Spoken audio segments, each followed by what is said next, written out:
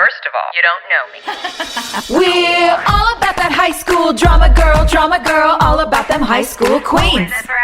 We'll take you for a ride in our comic girl, cheering for the right team. Drama queens, smart girl, rough girl, fashion but you're tough girl. You could sit with us, girl. Drama queens, drama queens, drama queens, drama queens, drama queens.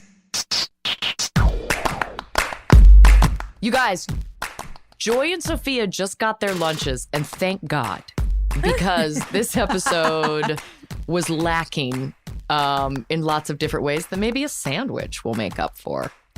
Yeah, I'm down. Let's see if that happens. All of a sudden, I'm full.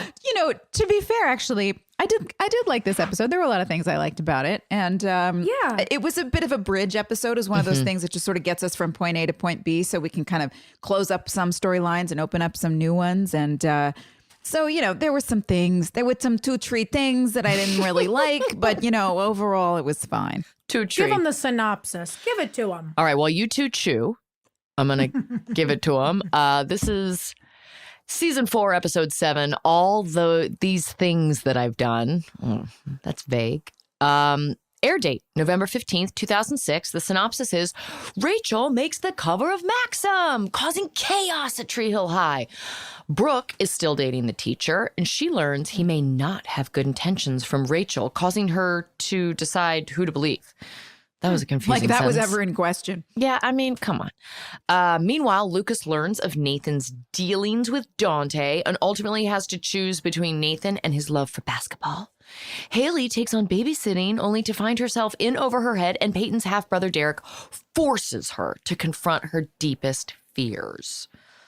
There's a lot of learning in that synopsis. It's like, Brooke learns this, Nathan learns this, Lucas learns this. Like, that's a good observation. this is a information learning trade. episode. Did we learn anything? Nothing we didn't already know, honey. Hey, babe, you know those episodes where the fans are like, quit making fun of the show. You guys are being bitches. Well, Buckle kids. up. No, Hey, but are to you Joy's watching point, it? there was good stuff. So let's focus on that. Okay. Brooke's fashion show. Yeah, Brooke's fashion show. We're back in Brooke's 90s rom-com world. It's my favorite. I'm so happy to see it. I wasn't in love with those clothes, but whatever. It's the early odds. Nobody I was. Listen, that make some space. That red dress really had a lot of airtime this episode. Well, it's also funny to me because that red dress is basically a copy of Brooke's season 1 red party dress. Yes. And then Gigi is wearing a red dress. It's like, is the only dress up outfit anyone knows of a red halter top dress? Is that it? Is that all we got? And why am I having mouth put rhinestones on this girl? And why is America's Next Top Model on our show? I mean, she's lovely. Yeah. But like, what was happening? Man, that was Carity English, and I used to hang out with her at our upfront parties because America's Next Top Model was the biggest show on our network. It was such a big deal, and it was a big deal for us to have one of their winners on our show. She was a cute. Yeah, they were like, come on our show and just talk to this boy about being a virgin. That's all I need you to do. Let's just talk to him about over and over and over again about being a virgin. Nick, the teacher, is a sexual predator. And then they're like, we should really just even it out. So let's make America's Top Model a predator too. Guys, I swear, we're not just going to do this. We did this in the last episode. It's okay. We're going to talk about other things. But, it's just hard to avoid. It's there. It's right there. By the way, we have to talk about it because it keeps happening. And again, I know. That's the it's thing. simply evidence that there were a lot of gross, horny, 45-year-old men in a room writing their creepy man fantasies. Like, bro, I'm sorry. America's Next Top Model does not want to bang a high school senior. Stop it. Just stop it. It's disgusting. Joy, you said, I actually wrote it down. You said, it's just exhausting how gross it is. I wrote it down too. It really is, guys. It's exhausting. It's exhausting. If you're sick of hearing us talk about it, Imagine we're us. sick of talking about it. Imagine how sick we were of having to do it all Did day. you guys? Okay, let's talk about real life scandal. Did you have real life scandals in your town? He was always in church, wasn't it? Well, we had that too. Yeah, for sure. for sure. It's always like somebody involved in like, youth choir. Where it's like, oh yeah, that's right. There was a, there was a youth group leader at my church who got involved with one of the students. Yeah, of course. Yeah. But it was a road trip with my dad. And he was like, look up my best friend from high school. And I did. And his like old best friend is like a mega church leader back home in Virginia. And the son of this guy was the youth leader.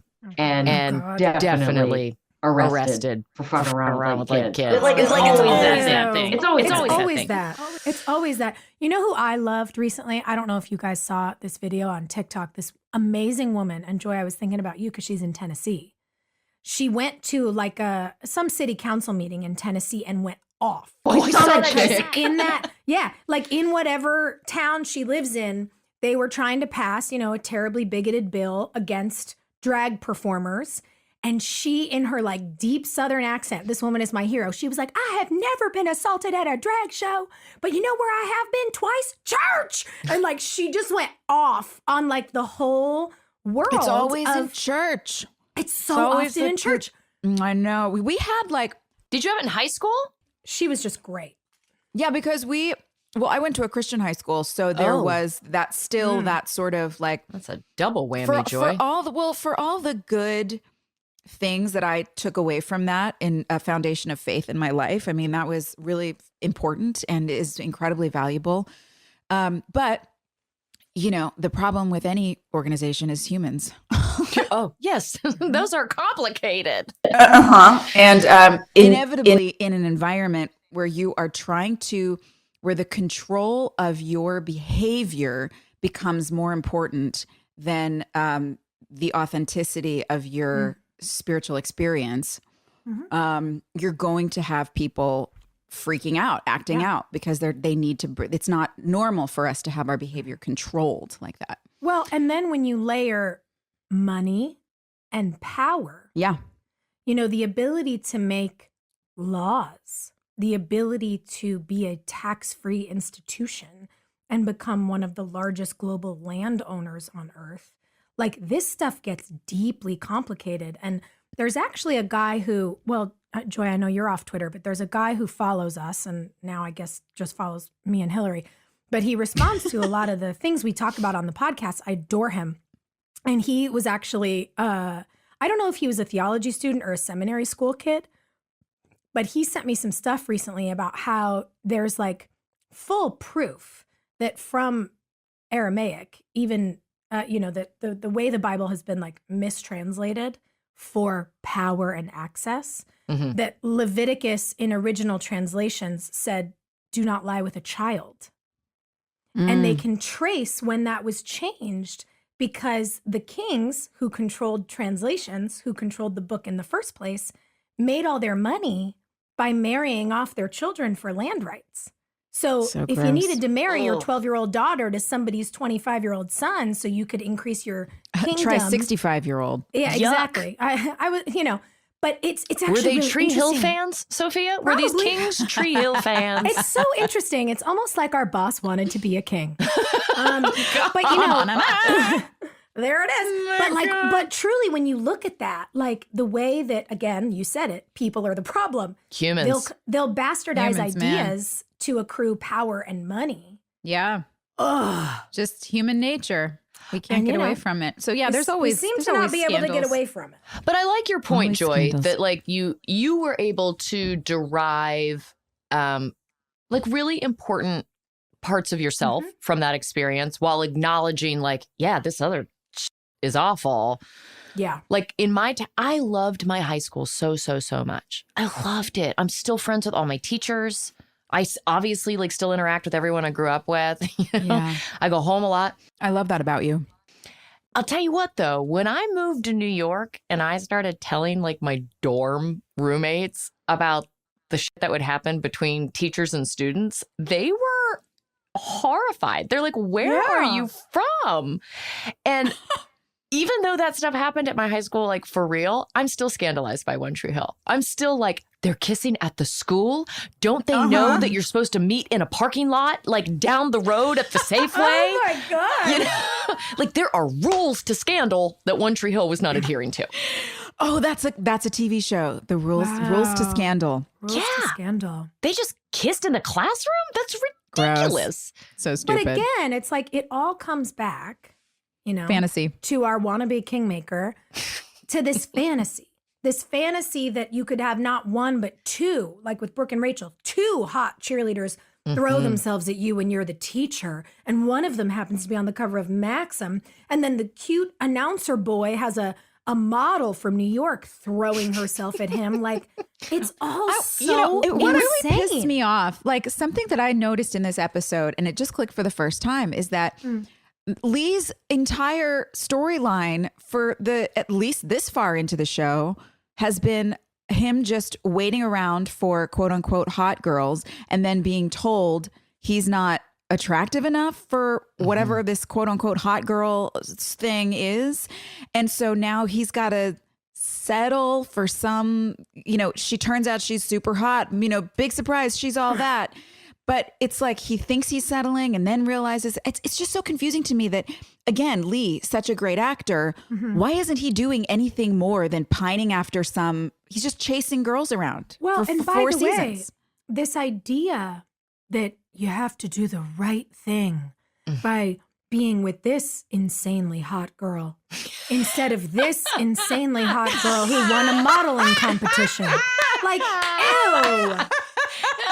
What a martyr, you guys. What a martyr. It's just so Well, look, and this was said in like so many behind the scenes interviews and stuff, but the character of Mouth was modeled on our boss. And all the girls kind of teasing Mouth is our boss being like, all of you girls are teasing me. And like, we have such a deep connection, that grossness. And then, of course, he casts, a 14-year-old to come in and play the one that wants him, Ew. And Yeah, the nerdy one who's obsessed because she can't be interesting unless she's, what did you say? She's like horny. I said she has to be horny or she can't have a personality. oh my God, That's it. That's it. It's like, how's Lucas doing? Well, he's 83% at the line, but he's 100% hot. I'm like, why are we making this lovely little funny girl say these things? It's like, it's cute in and of itself. If it were out of the context of everything else we're talking about, it's cute. That's like a cute thing for a high school girl to say. It's But also knowing cute. knowing the ick factor of all of it, it just throws it in with the whole bathwater. But Joy, it would be cute for Gigi to say to us, like, wow. And we're all like, oh my God, wait, what? Like, that's funny among the girls. She is asking Mouth out and then drooling over Lucas. It's like, That's weird. Oh, yeah. what world Yeah, do no, we you're live right. in? That's weird. It's all just so weird. And the hits keep coming. It's not even just at the high school stage. Well, I shouldn't say just high school because, Nick's a teacher. But it runs all the way up the line to Dan Scott going to bail Deb out of jail going, look at all these whores. Which one's mine? Oh, the old one. Like, what? She's world? supposed to be Unbelievable. 36 years old, and she's described as the old. Yeah. And why are all the women in the Tree Hill jail in lingerie dressed up like, again, some guy's fantasy of a prostitute? Like, what? Is that literally all we exist to be in this show? All skinny women in lingerie who look trashy. First of all, the prostitutes I know don't dress like that. And second of all, it's right. we've established this as a small, sleepy town. Yeah. And now where are all of a these women sudden- coming from? All of a sudden, we've got women of the night and the mafia. Yeah. Mafia. Guys, it's officially Shark Time where the boat is going over. It's happening.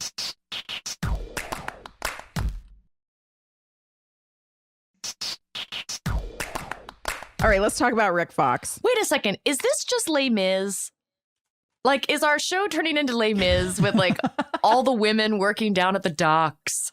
Probably. And we've got Jean Valjean, like Nathan stole the loaf of bread. Yeah. And now he's got to pay for it. That's what's happening.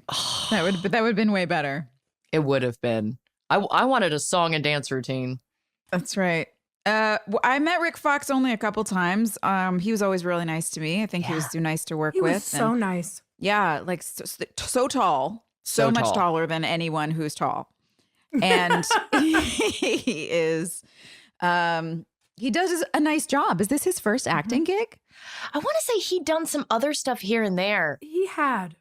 I remember. He's so handsome. He's so handsome and he's lovely. And for as much of a leaping over sharks storyline as this is, he does have a very calm energy. Mm-hmm. And there's a groundedness to him that makes him spooky. And yeah, I thought, again, for as silly as it is, I thought he and James did a really beautiful job of this together.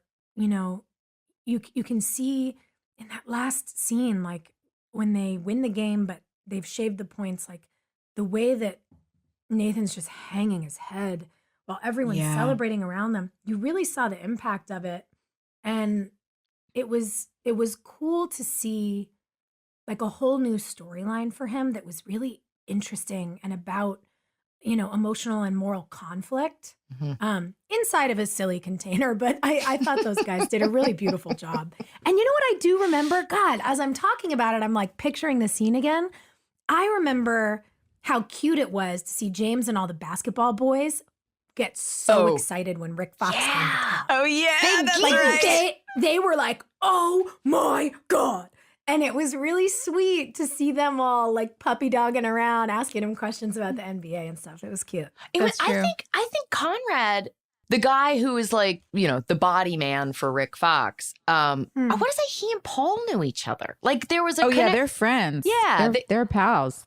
I think basketball buddies, maybe. It was cool because Paul had always kind of been like the big guy on set. And so now we had this bigger guy on set. And that was fun to watch. Like just bros broing out and kind of just feeling out the broness of it all. That's always fun for me to watch. The old boys talking about basketball now. Yeah. They had fun. They had fun. And I think it was important to your point that Rick played the character super calm because as unbelievable as this situation is, they made it really believable how easily a naive person could fall into this debt trap. Yeah. Like it's like Nathan slipped and whoops, here we are. Yeah, totally. I feel like he loses his scholarship to Duke over this. I could be wrong, but that's what's in my memory anyway. We'll have to see. I don't remember. But Haley's going to Duke. Well, Haley's going to Duke if she can figure out how to take care of a child. Yeah. Which the indication is not great considering the two kids that they kind of were bratty kids. Where'd you find those kids? But one of them was Barbara Allen Woods' daughter in real life, Natalie Lind, who is now starring in Big Sky and a bunch of other great TV shows and movies. She's a wonderful actress, and Baby girl it was works. really sweet to see her face, her big brown eyes, and those freckles. I miss her. She was such a sweetheart. Girl. Yeah, that was fun. I remember that was a fun day. And I don't really like other people's kids. Yeah. So I was. You said that when we were out on tour. You did. I was like, by the way, Joy. That's why I said when Haley goes, no, I'll like ours. I said, look, it's foreshadowing for you. Yeah. Exactly. Yeah. I wonder did you babysit growing up? Not really. No. I don't. That's it's how I not made all my money. It's just. It's just some people's kids. Some people. I don't know. Like I'm really nice. I'll take them in small doses. I love being nice to a kid for like 5 minutes.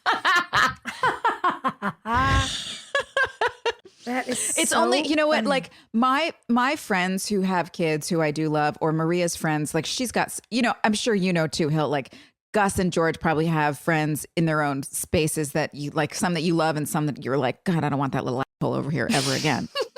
I'm the exact opposite. Really? I love bad kids. Like, love them. And if I see like certain mothers that are struggling, I'm like, please bring them to my farm. I will win them over. I will hypnotize struggling is a whole different thing than just legitimately raising your kids to be assholes. I like the challenge of a bad kid. It's thrilling to me. You're too busy. I'm into it. There are a couple examples that I won't say because I don't want any of my friends to like know that they're the ones with the bad kids, but I relish a challenge. It's probably so funny. Explains a lot of my dating life too. I'm just like, you just give me the complicated little fucker and I'm gonna fix them right up. Yeah. Hypnotize them. Yeah. I'm gonna buy you treats. I love the kids. Like Maria's got some friends who I really, really love, and those kids are like diehard. Like once you're in my heart, you're in. If anything ever happens to you, I will take your kid for the rest of. Like I will do whatever. Like whatever. I love your child, like my own. But it's few and far between. Maybe is that like an introvert thing too? Well, also Sophia, because you didn't have siblings growing up. I didn't, but I mean, no, the thing of like it's kind of a hard shell, but then once you're in, you're just like fucking, you're in forever. Yeah. But it's just hard to get in. I have some my friends' kids who are like that. Anyway, we're really far down the road of off topic. No, but the babysitting of it all. I mean, I don't know. So if you did camp, Joy, but did you babysit? No, I didn't really babysit. I babysat a lot. Did you, Hill? Yeah. How do you think I made my money in Sterling Park? Dude, I babysat. Same. That was the only way I made any money in like junior high and high school. I watched all the kids in the neighborhood. And you didn't really get a choice because it was usually like friends of your parents or parents that saw you on the playground and they're like, hey, you look like you can handle chaos. Do you want to come over? Totally. I relate to those parents so much now. There was a kid I babysat for where anytime I was over, it's pre-cell phone because we're that old. And we would get a phone call while I was sitting there babysitting this kid. And it was from the prison. It was like, you have a paid phone call from Virginia Correctional Institute. And it was their creepy uncle. And he'd be like, is so-and-so there? And I'd be like, no, they're not home right now. I'd be like, you're the babysitter. And it was always like a Dateline episode. And I continued to babysit for this family for years. Serious? Yes. I think you need to check up on that family, Hill. Hard pass. No, thank you. Like those were the bad kids that groomed me to grow up and have a soft spot for bad kids. Yeah, and they would those kids were bad. They would do things like they would hide condoms in the house so that their mother thought their dad was cheating on them. Like when I'm talking bad, I mean bad. Oh, that's terrible. Yeah. Yeah. And what is that? That just feels like a little person who wants to watch the world burn. I'm disconcerted. Yeah. So these kids on One Tree Hill seemed harmless. Like, what's a spitball? Yeah. Yeah. Yeah. Exactly. I also think like the wads of just wet toilet paper all over the walls. I'm like, has anybody ever babysat a kid? Do y'all know what kids do? They don't do this. No. I mean, they'll clog a toilet. Yeah. Oh, yeah. Well, anyway, it seemed like Haley was having fun. Not. Yeah. I did like her running to Karen, though, at the basketball game. And Karen being like, good luck, kid. See you later. This is what it is. Not helpful. It was also very sweet to see that like redemptive moment, after this struggle for Nathan taking this money and shaving these points and having this guilt at the end of the game, even though they're going to state. That sweet moment where you're watching him with those kids. It was such a nice way to remind the audience what he was doing this for, like what he was making the mistake for. And it was so, so sweet. That was just purely sweet. Do you guys remember that night? Like, do you remember filming that night? Because I was there. We did everything at that gym at New Hanover High School all in one night. And I remember the three of us hanging back at the other side of the gym talking about how hot James was with the kids. Because it was like Barbara's daughter. So Barbara was there too. We were all hanging out. Everybody was watching going, uh-oh. Yeah, I think that was my first wake up call. Like, James is hot. Like, I never really clocked for me before. Because you guys, this was the moment where we all were like, "Oh, he's not a baby anymore." Yeah, exactly. This is very That's not a uncomfortable. 17-year-old. He's a big boy. Yeah, like he's holding a baby. What's happening? All of our wombs just open. Our boobs start hurting. We're like, what's going on? God. Your ovaries ache. Oh my I totally God. remember that. But Yeah. by the way, hilarious. it wasn't just us. I even remember Barbara being like, I'm uncomfortable. He can babysit. That's my child. Those are my children. What's happening? Yeah. Yeah. Good for him. Honestly, He should James, just good for always you. have a baby on his hip. You know, that would be Yeah. cool. James, carry this child around. We like it. I mean, I guess he's going to have to do that for the next, how many seasons did this go on? Yeah, believe me, it's coming. Don't you It's worry. coming. So what happened with Peyton in this episode? She was still afraid. Dumb bulldog mural. The bulldog! That mural. You guys, It's not right. if anything, we laughed a lot this episode. We did. You know what I loved that you said, Hillary? Guys, for all of our friends at home, we're watching the episode and that bulldog's on the wall and Hillary goes, "Nobody in the writer's room has ever been a teenage girl." No. Just so annoyed But about first it. she went, dork. Dork. Peyton, you dork with your dog over your bed. The evolution of the dog. All the things that Peyton would have drawn to protect herself. This girl who is like, lives in darkness and makes Pangel and all of these deeply dark. She walks through cemeteries. She's going to draw a fucking bulldog on her above her bed. A growly dog. A bulldog doesn't even protect you in a fight. You know what I mean? No. It's like, Bulldogs No. can't even breathe. She would have like drawn a spell on her wall or some kind of like, I Yes. don't know. So, A pentagram, Bulldogs are Joy. like just fat little pub dogs who can barely walk. It should have been like bats, you know? Like Yes. that's what I'm saying. Yeah. Bats, a rattlesnake. Oh, maybe. yes. How Yeah, about a something wolf? cool. Ooh. Like a wolf at the very least, right? Yeah. It's like a little cliche, but okay. I mean, a I bulldog could grabbed your deal. pant leg and it's just like. Oh my God. The evolution of like the bulldog, and then I'm like sleeping under it, and then I'm like still working on it, and then I put Derek's name on a heart on the name tag. On the burning heart. color. It's What? really bizarre.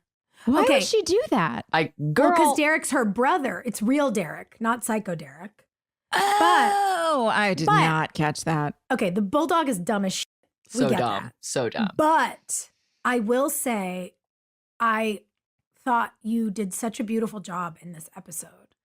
And for as much as we've been talking about how at the time, you know, in 2006, we were not doing a good job talking about the reality of the effects of a traumatic event on a young woman, Peyton having panic attacks is finally a real acknowledgement of what she's going through. Yes. And we're finally getting to a point, you know, it's like some dummy, not only are they dummies about dogs, but they're dummies about apparently boys. Like some dummy thought that because real Derek is a Marine, all he's going to do is scream at you. Yeah. And eventually that calms down and he apologizes. Like, I feel like we're finally getting somewhere, even though the container has been a little sloppy. You needing to leave school, showing how triggers around a person can reignite their traumatic event. You know, him finally being able to see you and saying like, tomorrow will be 6 minutes instead of 5. Like there's a couple of nuggets of good advice and of honest acknowledgement here. And you brought those things to life in a way that made them feel very real. Do you guys I agree.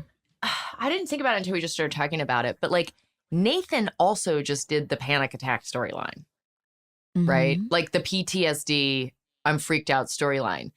And They feel different though. they feel, well, I just think the importance of writers' rooms and in having variety in your voices in a writer's room would have made a big difference here because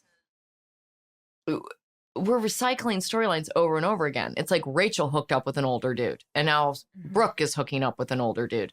Nathan's dealing with the panic attacks, and now Peyton's dealing with a panic attack, and we're not connecting the dots in a way that facilitates story, right? It just seems or like shows growth. Yeah. It's like, at what point would Nathan go to Peyton?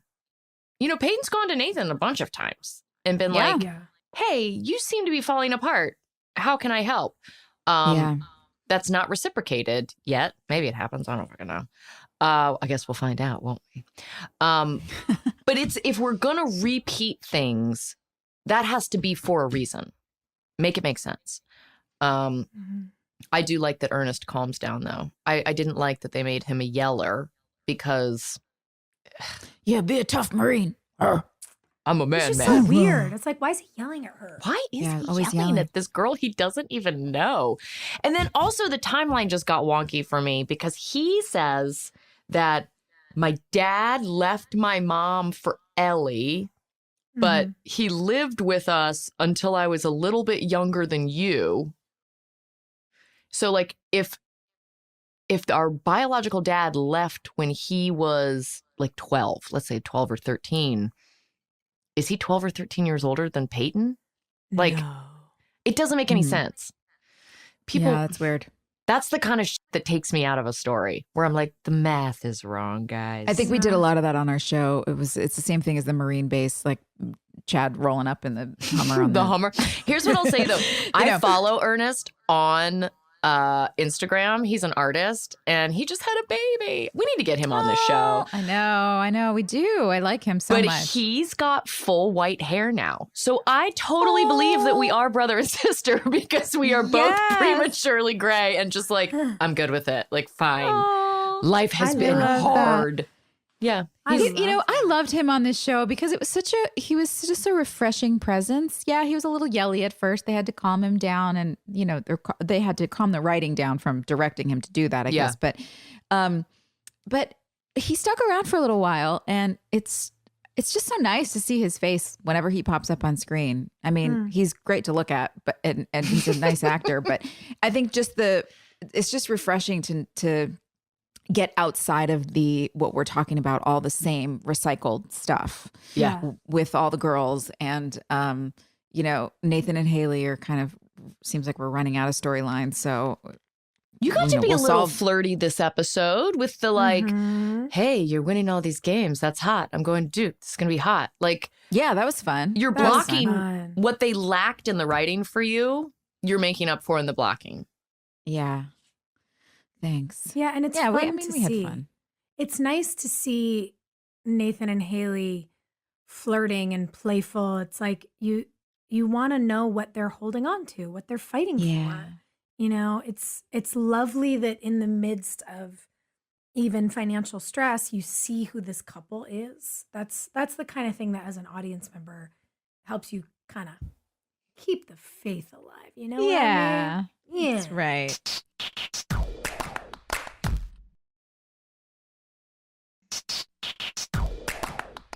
What else did we have in this episode? Deb and the pill situation. Yeah. Oh, Deb getting arrested. Okay, so one time I stayed in New York City in the apartment of, it was like a friend's friend. And I was shooting a pilot in New York and I had my daughter and the nanny. And I was like, they're not going to put me up. Like, how are we going to do 2 rooms? And I'm just going to get an Airbnb. Well, as I'm talking, somebody said, I know somebody who's got an apartment, and it was like, it's a gorgeous place on 1 Fifth Avenue. So it was like really, for anyone who doesn't know, that's the building that Carrie Bradshaw lived in the Sex and the City book. So it's like a big fancy building. I was like, oh, that's so exciting. So we were there for a month. It was great. Anyway, the guy whose apartment it was, or the husband of the wife's apartment, he's a doctor. And he had a prescription pad in the kitchen. And I didn't know, this was like, I don't know, 10 years ago, maybe. No, probably 7. Anyway, I didn't know that prescription pads are special. You thought it was stationary? I literally just thought it was like, you could just write. So I would use it all the time, taking notes down on my phone. Oh no. Leaving little notes when I left the house, like, love you, sweetheart. I'll be back at 8 tonight or whatever. Oh no. Probably 12, 15 pages of this prescription pad. No idea. Why was it just sitting at home? That's so illegal.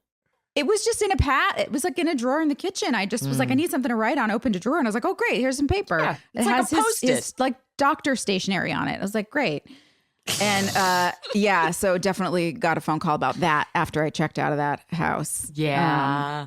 Big problem. I mean, good thing I wasn't doing what Deb did and like trying to actually write fake prescriptions. You're writing like grocery lists. Let this be a lesson to all of you.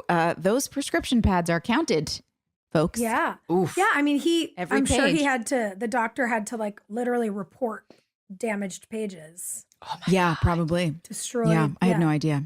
Because Those are things that people like. I grew up with zero history or information about the medical community at all. It just was not. My family was a creative and a teaching family, but had nothing to do with medicine. Yeah. So nobody ever told me. It feels like we have to get dumb shit notarized all the time. Like they should have to have like a stamp on those things. Like that's serious business. Yeah. The paperwork. Get a stamp. Also, these are the kinds of things that in schools should be taught. There's like a life skill class missing from every high school in America. Fully agree. By the way, the fact that we have no financial education and we don't have civics anymore. No. Like they literally took civics out of school so people don't understand how the crazy. government works. Yeah. Yeah. Or Makes me investment insane. or just like how to financial change education. the filter on your air conditioner. Yeah. How often you're supposed to. The it's fact like that nothing. you have to like Google how long are, fill in the blank leftovers good. Like teach us anything relevant. Right. No. But I do know that, we had a civil war. I know that we had, 1776. Boy, that's just really driven home. It's like, oh, what are we doing? What are we doing? What are we teaching these children? Yeah. Maybe if these kids in Tree Hill had that class, they wouldn't be like kissing the teachers and, having babies and all the craziness. Is that what home ec used to be? And then it got canceled because it was supposedly sexist? Well, no. As treasurer of Future Homemakers of America, the Sterling Park chapter. Please tell us. It was about the domestic arts, which boys and girls should know, but it targeted. That's right. Like the salesmanship was bad. It targeted chicks. Although the boys I knew that did home ec with me had the best time ever. And they were the better boyfriends in high school.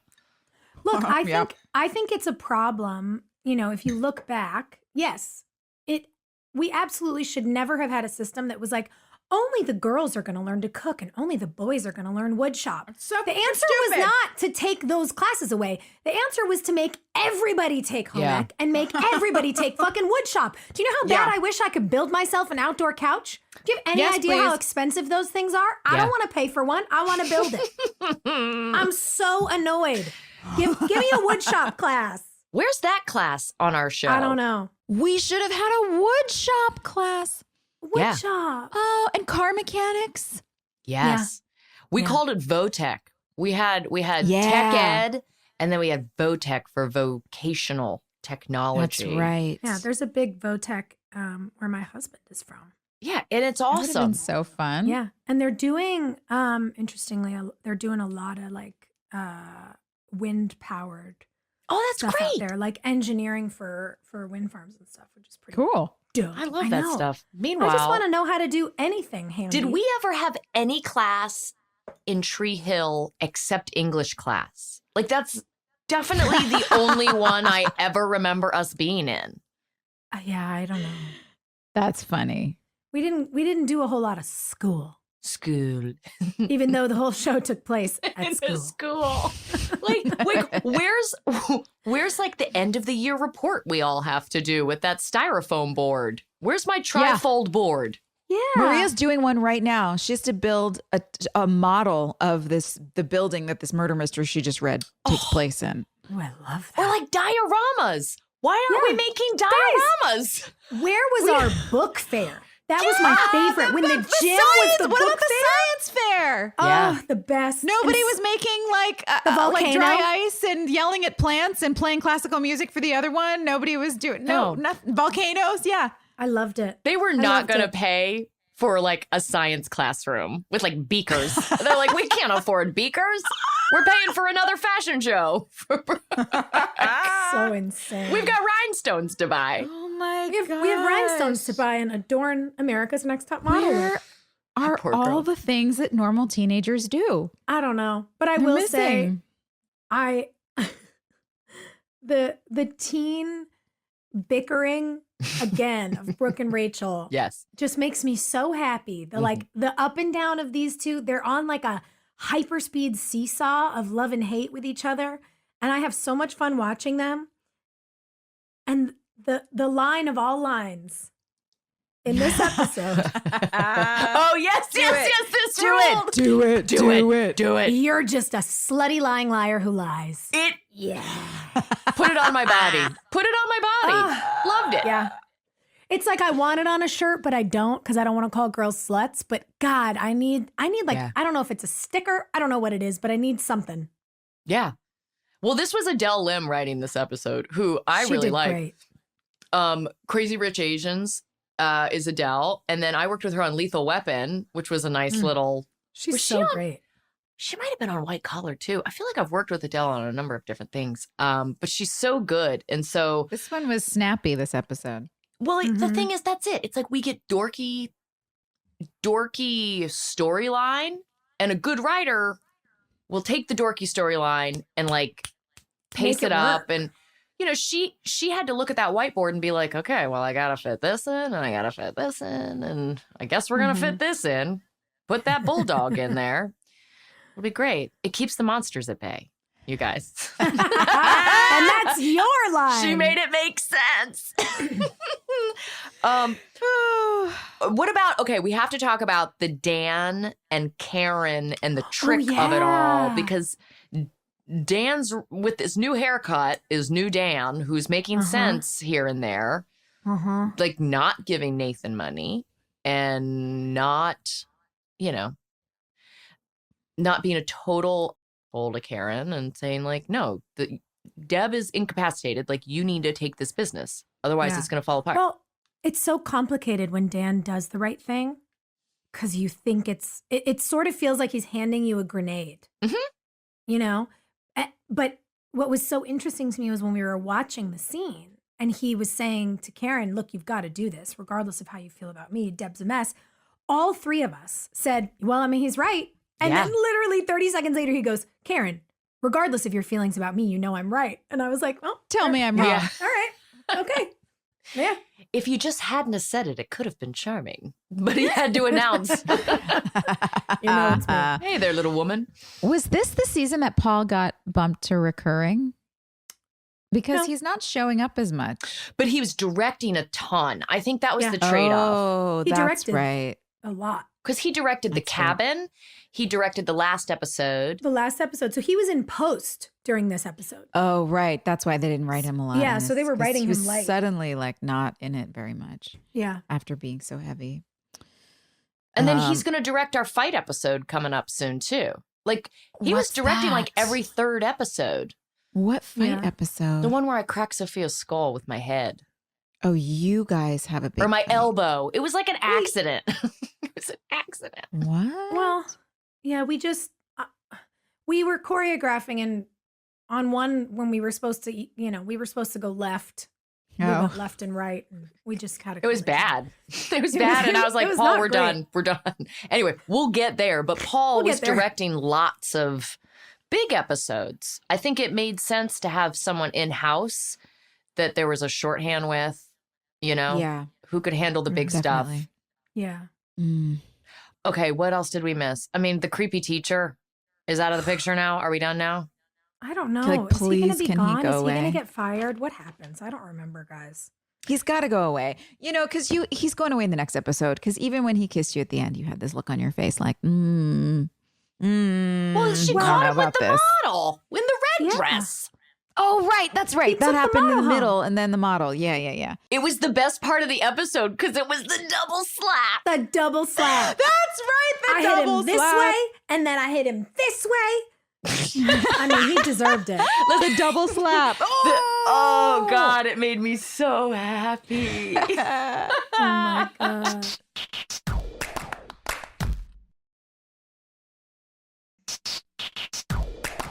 Hey, we have a fan question. This is from Oh. Tara. She says, my fan question comes from scenes where fights or other violent actions take place. Perfect. For Perfectly example, timed. Exactly. For example, when Haley slaps Rachel or Brooke and Peyton fight, do you have to channel some sort of anger or anything to get through that? And even more important, what happens when you hear cut? Do you instantly start laughing? Does it take a second to snap out of it? Well, I feel like our immediate reaction is, you good? You good? Okay, you're good? Yeah. You know, like there's a check-in that happens. We talked about it in like the Derek attack scene about how Matt Barr was really concerned with like everybody else in the room. Yeah. But I think mostly people are just concerned about the choreography of it. yeah. If nobody's like, that's another level to be able to have the anger emotions, but control them enough to be able to maintain your choreography. I don't know that I've ever had to do that. It's hard. It is. It's tricky. I mean, look, your job is to personalize what is true for your character. Yeah, but in action sometimes- moments when it's like Well- so fast. But what I was going to say is sometimes it's easier to do with your friends, and sometimes it's even harder. Mm. And yeah, I think the thing that can be helpful, like you've got to get in the feelings, but then yes, you have to be conscious enough in the action to make sure you're safe.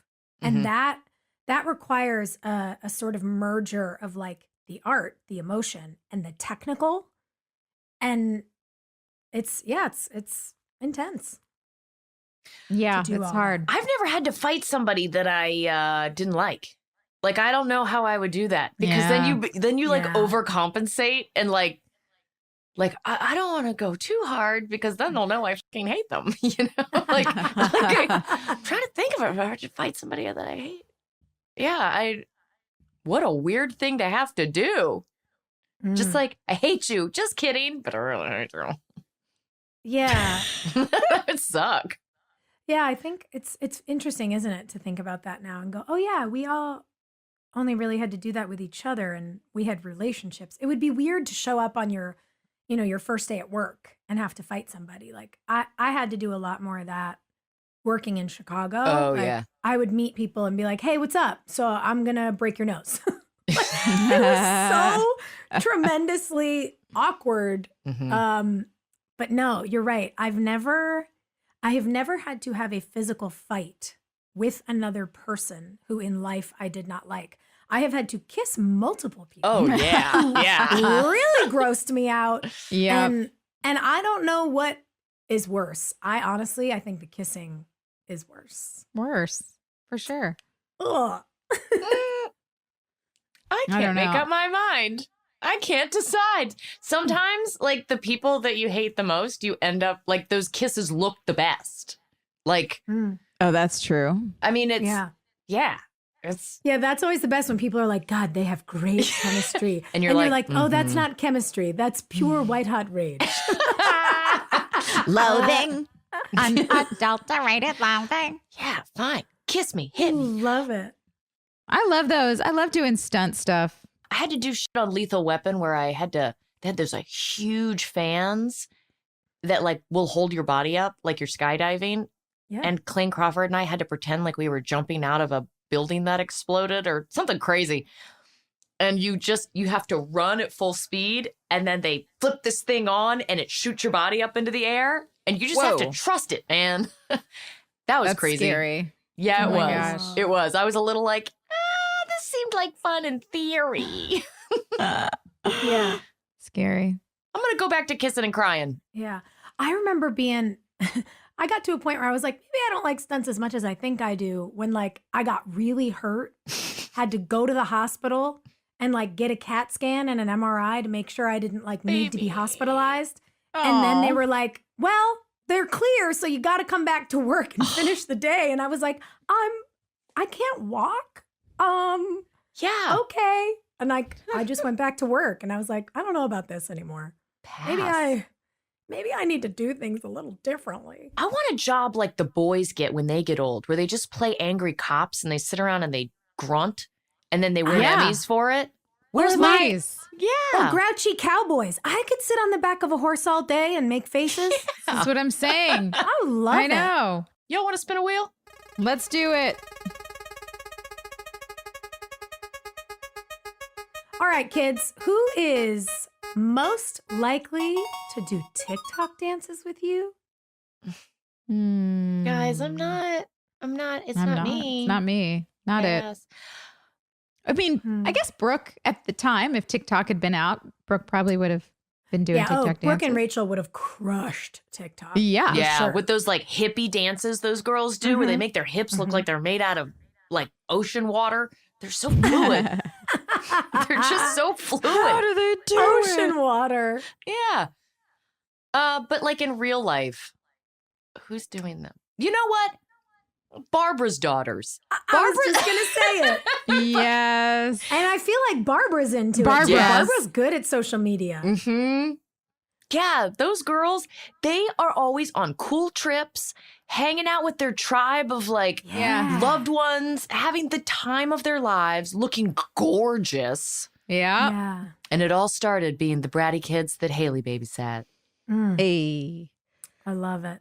Congratulations to our young ladies. We love them. Well, thanks for joining us. It was fun. What happens next episode? I really don't know. Guys, next episode. Season 4, episode 8. Nothing left to say but goodbye. Ooh. Oh, dear. They're always so dramatic. Hopefully it's goodbye to creepy teacher Nick. Yeah. Ew. All right, guys. Adios. All right, I love you guys. Signing off. Love you all. See you next time. Hey, thanks for listening. Don't forget to leave us a review. You can also follow us on Instagram at Drama Queens OTH. Or email us at dramaqueens@iheartradio.com. See you next time. We're all about that high school drama girl, all about them high school queens. We'll take you for a ride in our comic girl, cheering for the right team. Drama queens, smart girl, rough girl, fashion but you're tough girl. You could sit with us, girl. Drama queens, drama queens, drama queens, drama queens, drama queens.